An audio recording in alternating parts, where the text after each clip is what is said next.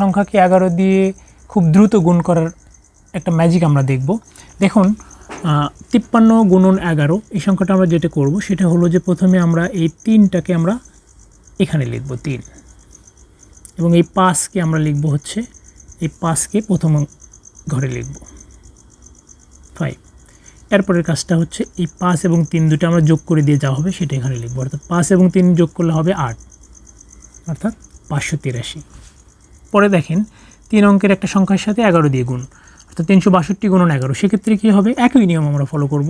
সেটা হলো এই 2টাকে আমরা শেষের ঘরে লিখব 2 এবং এই 3টাকে আমরা প্রথমে ঘরে লিখব।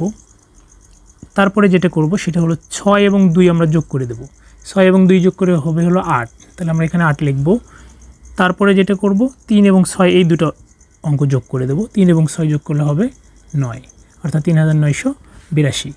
তো এই গুণের এই ম্যাজিকটা যদি বুঝে থাকেন তাহলে 72 গুণন 11 সমান কত হবে কমেন্ট বক্সে জানাবেন।